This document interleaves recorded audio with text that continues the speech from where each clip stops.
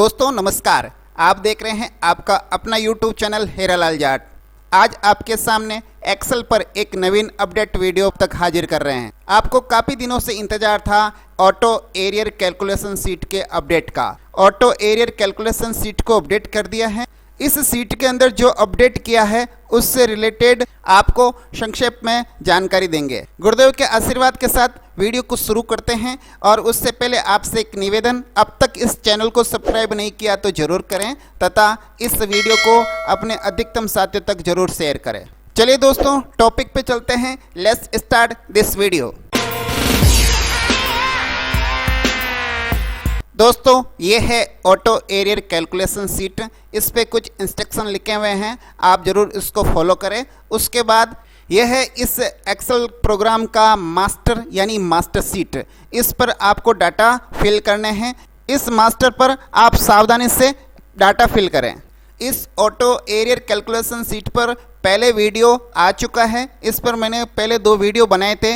उन वीडियो के लिंक भी इस वीडियो के डिस्क्रिप्शन में दे दिया जाएगा, आप उनको भी जरूर देखें।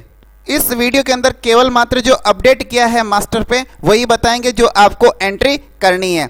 फिलहाल इस पे जो एंट्रियाँ करनी है, जो ऊपर वाले कॉलम्स हैं वो पहले जैसे थे वैसे ही कॉलम हैं, वही एंट्रियाँ करनी है। जैसे आपका नाम है, डीडीओ का पद है, कार्मिक का नाम है, पे मैट्रिक्स लेवल है। यहाँ पर आपको जुलाई 2021 से पूर्व जो मकान किराए की दर थी 8% या 16%, वो यहाँ सेलेक्ट करके लिखना है।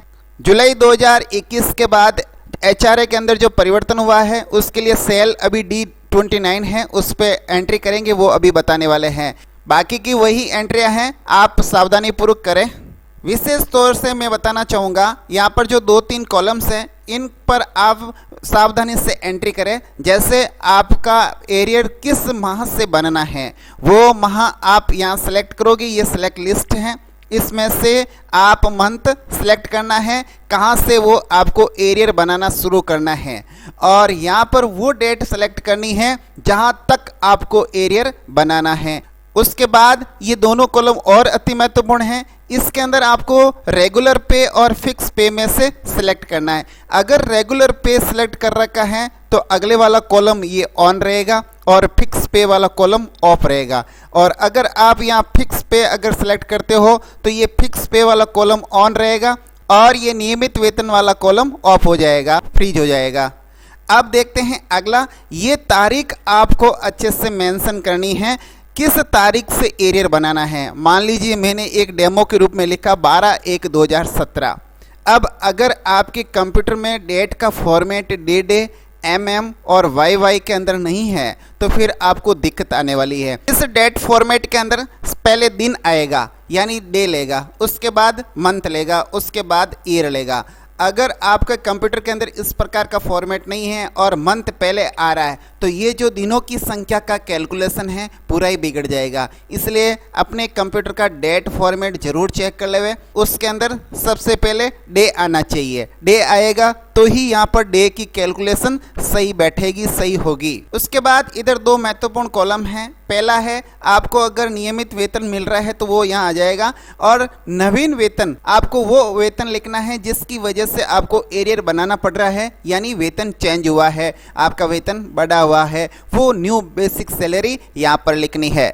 अब जो ये आगे का कॉलम है, ये अगर आप पहले राजकीय सेवा के अंदर थे तो उसके लिए यस नो का बटन है। यस करोगे तो ये कॉलम खुलेगा और पुराना जो वेतन यहाँ ले सकते हैं। अब ये किस लिए? ये इसलिए कि कोई बंदा पहले किसी सेवा में था और अब नवीन सेवा के अंदर आया है, नवीन पद पर ज्वाइन किया है, तो उसके अंदर अगर कोई एरियर बनाना पड़ रहा है तो उसके तहत भी आप एरियर बना सकते हो। अब जो आगे वाले कॉलम हैं ये SI के लिए और नीचे वाला GPF के लिए। अगर आपके वेतन से SI की कटौती हो रही है तो आप यहाँ पर यस करेंगे। जैसे ही आप इस पर यस करेंगे ये प्रीमियम के लिए यहाँ पर ऑप्शन खुल जाएगा। अगर डिफरेंस निकालना है तो पहले जो प्रीमियम था और बाद में जो प्रीमियम है दोनों आप लिख सकते हैं।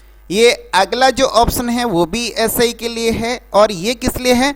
अगर आप जो एरियर बना रहे हो और उस अवधि के दौरान SI का अगर कटौती के अंदर अंतर आया है, कटौती बढ़ाई या घटाई है, तो वो आप यहाँ पर यस करोगे तो ये कॉलम यहाँ खुल जाएंगे।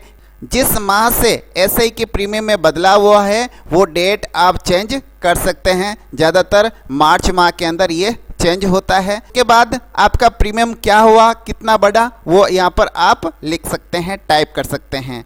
और उसके बाद आएगा आपके जीपीएफ का कॉलम। अगर कार्मिक जीपीएफ का है यानी 2004 से पहले का है तो यहाँ पर यस आएगा, और अगर 2004 और उसके बाद का कार्मिक है तो यहाँ पर आप नो कर दीजिए। और जैसे ही नो करोगे तो ये कॉलम फ्रीज हो जाएंगे, और यस करोगे तो जीपीएफ का अमाउंट लिखने के लिए कॉलम ओपन हो जाएंगे। जिस प्रकार एसआई का आपको ऑप्शन मिला था उसी प्रकार जीपीएफ का भी ऑप्शन मिल रहा है। आप जिस अवधि के दौरान एरियर बना रहे हैं और उस दरमियान अगर जीपीएफ की राशि आपने बढ़ाई है तो यस कर सकते हैं, और उसके लिए महीना भी यहाँ ओपन हो जाएगा, किस माह में वो आपने वर्दी करवाई है और कितना प्रीमियम लिखना है यहाँ पर आप लिख सकते हैं। और इस प्रकार से ऑप्शन जैसे यस करोगे ये खुलते रहेंगे, नो करोगे तो ये यहाँ से फ्रीज हो जाएंगे, बंद हो जाएंगे। अब जो ये ऑप्शन है, अगर आप जिस अवधि के दौरान एरियर बना रहे हो और नियमित वेतन वर्दी है तो अपने आप वो कैलकुलेट हो जाएगी, वहाँ पर आपको कुछ नहीं करना है। लेकिन एसीपी या अन्य फिक्सेशन के कारण आपके वेतन में बदलाव आया है तो यहाँ पर आपको यस करना है। जैसे यस करोगे तो वो माह सेलेक्ट करना है जिस माह में एसीपी या अन्य कारण से आपका वेतन वृद्धि हुई है, वो वेतन यहाँ लिख सकते हैं। कई बार कटौती भी हो जाती है, वो माह आप सेलेक्ट कर लीजिए। माह सेलेक्ट करने के बाद यहाँ पर वो राशि लिखने के लिए ऑप्शन मिलेगा, वो राशि आप लिख सकते हैं। तो ये ऑप्शन उसके लिए है। अगर आप जो एरियर बना रहे हैं वो अगर मार्च 2020 के आसपास की अवधि का कोई एरियर बनाने जा रहे हैं तो ये कॉलम भी महत्वपूर्ण है, क्योंकि मार्च 2020 के दौरान कोरोना आया था और उस कोरोना के दौरान अपने वेतन से वेतन कटा था। किसी के 3 दिन का, किसी के 5 दिन का, किसी के 2 दिन का, और किसी के नहीं कटा है। नहीं कटा है तो नो, और अगर वेतन कटा है तो आप यस करेंगे, और यस करेंगे तो ये कहेगा कि कितने दिन का वेतन काटा गया था, तो वो जरूर लिखे ताकि उसकी कैलकुलेशन भी बरोबर इस एरियर के अंदर हो सके। 2021 के बाद मकान किराए की दर जैसे 9% हुई है, जिसके पहले 8% थी। अगर पहले आपके 16% थी तो अब 18 हुई है, वो आप देख सकते हैं। और एक नवीन अपडेट्स इसके अंदर जोड़ा गया है, वो अपडेट्स ये है कि यदि जीपीएफ 2004 की कटौती हो रही है तो यस सेलेक्ट करें और नहीं तो नो सेलेक्ट करें। ये जीपीएफ 2004 की कटौती 1 अप्रैल 2022 से शुरू हुई है, तो इसके अकॉर्डिंग ही ये एरियर कैलकुलेशन होगा। जैसे यहाँ आप यस सेलेक्ट करेंगे, यस सेलेक्ट करते नीचे ऑप्शन शुरू हो जाएगा कि जीपीएफ 2004 के प्रीमियम की राशि यहाँ लिखे। यहाँ पर आप जीपीएफ 2004 सेलेक्ट कर रहे हो तो यहाँ पर जीपीएफ वाला ऑप्शन में नो सेलेक्ट कर दीजिए, हमारा जीपीएफ नहीं है तो यहाँ पर नो कर दीजिए, ये ऑप्शन बंद हो जाएंगे। और इसमें वर्दी भी नहीं हुई है, इस पे भी आप नो कर सकते हैं। दोनों कॉलम यहाँ से ऑफ हो गए हैं। एरियर अवधि के दौरान आपके एसआई प्रीमियम में किसी प्रकार की वर्दी नहीं हुई है तो यहाँ पर भी नो कर दीजिए, ये कॉलम भी यहाँ से ऑफ हो जाएगा। अब जितने ही डाटा थे वो सारे ले लिए हैं। अब हम चाहते हैं कि ये एरियर कैलकुलेशन हो जाए। एक डेमो के रूप में बताता हूँ एरियर बनाना, और इसकी अवधि चेक कर लेते हैं। पहले जनवरी 2017 से लगाकर जून 2022 यानी इन अवधि के दौरान एरियर बनाना है पूरा का पूरा। तो कैसे बनाएंगे? अभी फिक्स वेतन कर रखा है, लेकिन अगर आप चाहते हो कि रेगुलर पे, तो रेगुलर पे क्लिक करोगे तो यहाँ पर फिक्स पे वाला कॉलम ऑफ हो जाएगा, फ्रीज हो जाएगा, और नियमित वेतन वाला कॉलम ऑन हो जाएगा। आप इसके अकॉर्डिंग एरियर कैलकुलेशन कर सकते हैं। अब देखते हैं एरियर सीट पर किस प्रकार से कैलकुलेशन हुआ है। आगे बढ़ने के लिए तीर का निशान है, जैसे इस पर क्लिक करोगे ये एरियर सीट पे आपको लेके आ गया है। आप जिस माह से एरियर कैलकुलेशन कराने जा रहे थे यानी जनवरी 2017 और कहां तक यानी जून 2022 तक, तो ये संपूर्ण अवधि यहाँ आ गई है। नाम वगैरह, पद वगैरह सब आ गए हैं। आपने मास्टर पे जीपीएफ में नो किया था इसलिए यहाँ पर एनपीएस आ गया है। एनपीएस मतलब जीपीएफ 2004, ये यही है, यहाँ पर लिखा आ जाएगा NPS/GPF 2004। आपके एरियर की संपूर्ण कैलकुलेशन ऑटो जनरेट हो चुकी हैं। ये पूरी कैलकुलेशन हो गई हैं, आपको केवल मात्र चेक कर लेना है।